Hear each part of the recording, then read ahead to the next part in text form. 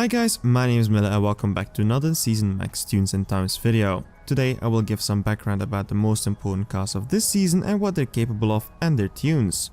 I will try to do something new today. I will not only give you the tunes, but also some more information on the car that you perhaps didn't even know about it. Today I will talk about the Jaguar Project 8, the Bentley Bentayga with also Stage5 tune, the McLaren Senna, and to close off the surprise of the season really, the Lamborghini Sian FKP 37. This will include my best runs for these cars as well, where I tried to get as close as possible to the current set record if available, by getting within 10,000ths of a second. Timestamps for each tune can be found below like usual. Before I start, I'd like to point out as well that times can be improved, like the Jaguar Project 8 for example, and the given times are just set as benchmarks if no record is available. Also, I would like to make it clear that for this video, I use a dummy account given to me by Natural Motion, providing me the cars to make this video possible. Now that's all cleared up, let's get to it. The first car I always show is the milestone car. This season that is the Jaguar XESV Project 8, the follow-up of the well-known Project 7, which is based on the F-Type.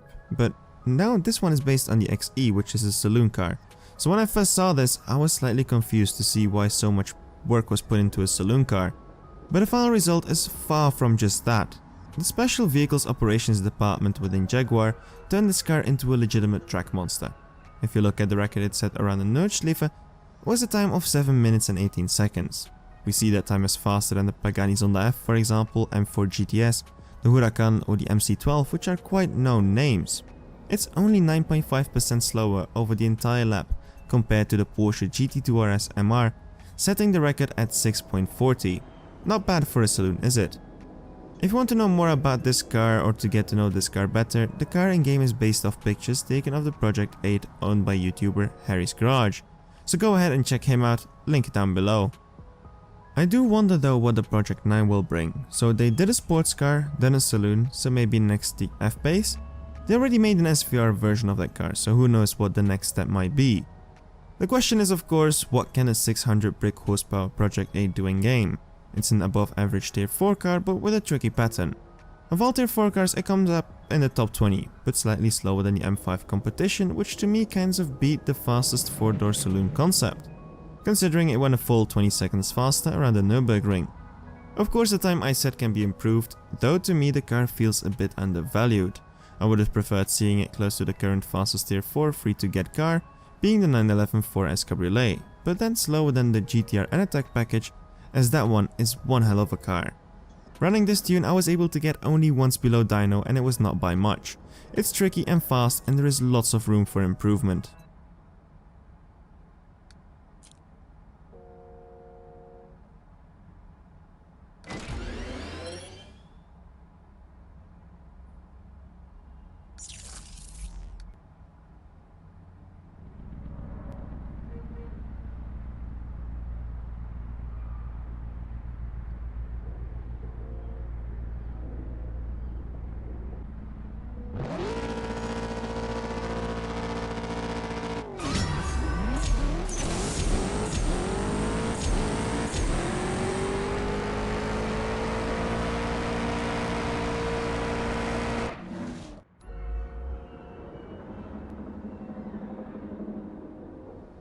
Now the prestige car for this season, the Bentley Bentayga.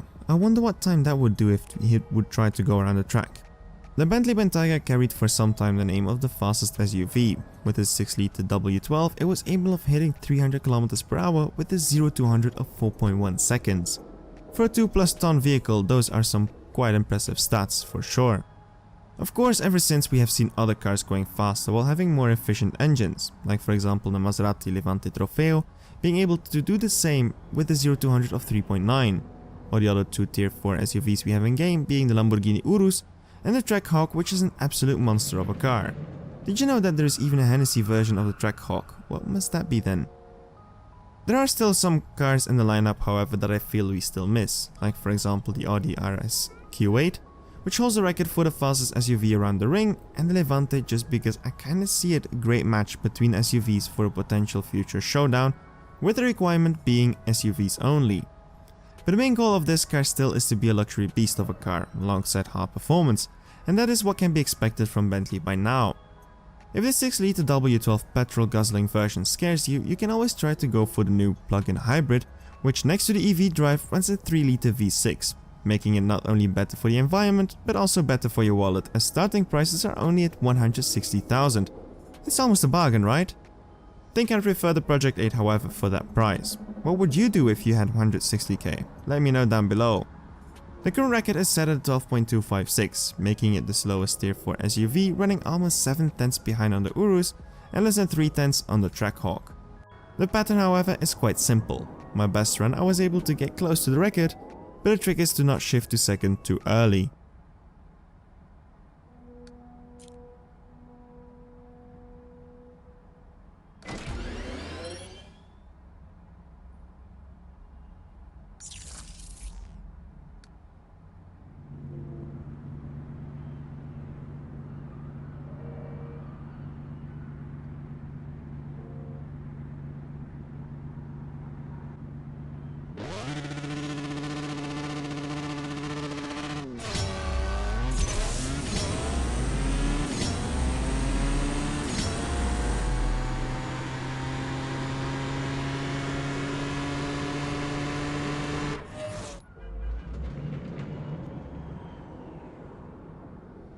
Now the Stage 5 theme for the car. For this one I used my main profile and a different color just to change it up.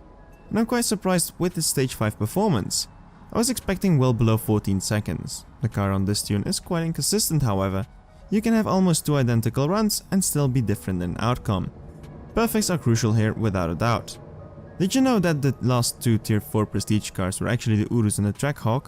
Haven't had a tier 4 in a while. I didn't make a Stage 5 tune for those, so I don't really have anything to compare with. And here is a tune which I used, which is the max tune, and then my best run with it.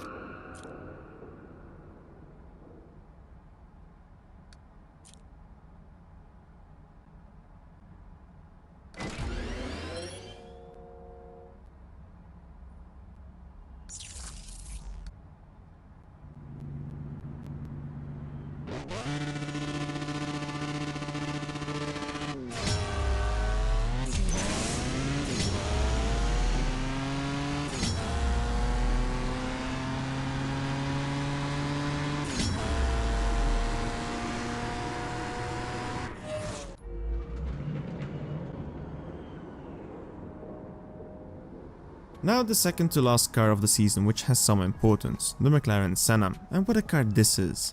The front cover of the Forza Horizon 4, which according to many led to an embargo, has just ended, and maybe that is why we finally have it. But I don't know the details about it, but I'm quite happy it finally made an appearance. The McLaren Senna is McLaren's most focused track car. With it being the lightest model and the most responsive up to date, it is meant to surpass the P1 GTR and the iconic McLaren F1.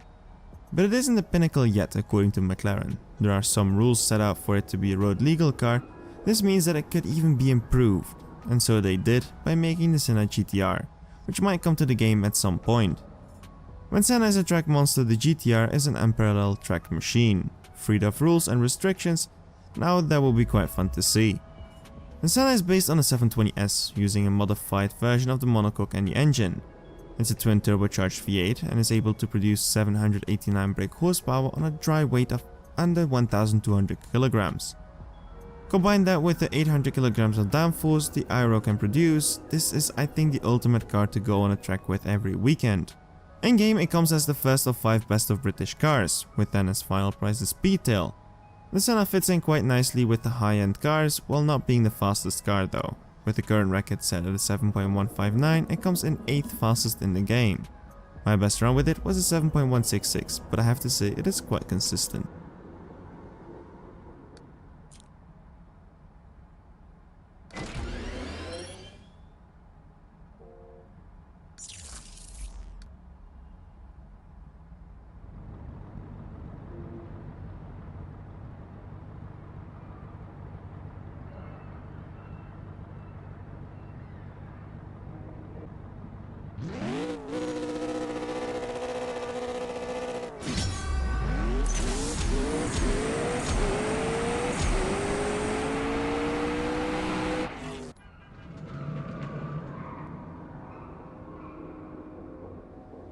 Now the biggest surprise of the season, the flash event for the Lamborghini Sian FKP 37. What a name that is, so let's shorten it to just the Sian.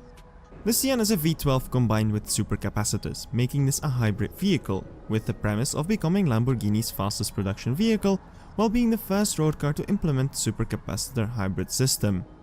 With numbers such as 350 km per hour being spoken of, produced by 819 brake horsepower, with the mild hybrid system counting in 34 brake horsepower of that value. The name FKP 37 refers to Ferdinand Karl Piëch, if I pronounced that correctly, the former chairman of Volkswagen, who was born in 1937, who recently passed away sadly. In case you wondered why that would even matter to Lamborghini, well, it's because they are part of the Volkswagen group, so it kind of was their direct owner. Now talking more about the design, according to Lamborghini the car was based on the futuristic version of the Countach, but I do have some trouble into finding the resemblances, to be honest. To me it rather looks like a more street-like version of the Terzo Millennio, but even that is quite far-fetched at some points. Things that we do notice for sure that make this car very different is the implementation of the headlights. The Y-shaped LED strips do kind of resemble the Terzo Millennio design. When we move to the side we can distinguish a rather more SVJ kind of design, I would say, with then in the back an alien version of the Countach with the dual 3 and 9 lights and the rear exhaust placement, but slightly pimped out with hexagonal shapes to make it slightly more futuristic. Something else we see in the rear is the number 63 that we might remember from the SC18, which is on the end plates that help form the full wing once the active aero is activated. This is my favorite feature on the car. Something small many might not know about the car is these 4 little squares on the back as well. These are active cooling vanes. They are made of a special material which expands when heated in such a way that the flaps are opened, creating an elegant and lightweight solution, with the air coming in from the bottom of the rear window. A small detail that will bring me to the final fact about this car is something that was pointed out to me by Sienna Wild. On the inside of the end plates there is a small engraving saying Realizzata a Sant'Agata Bolognese, referring to the small commune where the headquarters of Lamborghini is located. And that brings me to the final point on the car, the name Sian. It is a word in Bolognese dialect meaning lightning, which not only reflects the fastest car for Lamborghini, but also referring to the first electrification by them. Okay, now to the game where it is maybe more important for some people. Performance-wise, it is the 6th fastest car in game, with the current record set at a 7.064, and it is quite easy shiftable, if that's even a word. But what is more important is that it's super consistent. Here's the tune and my best run with it.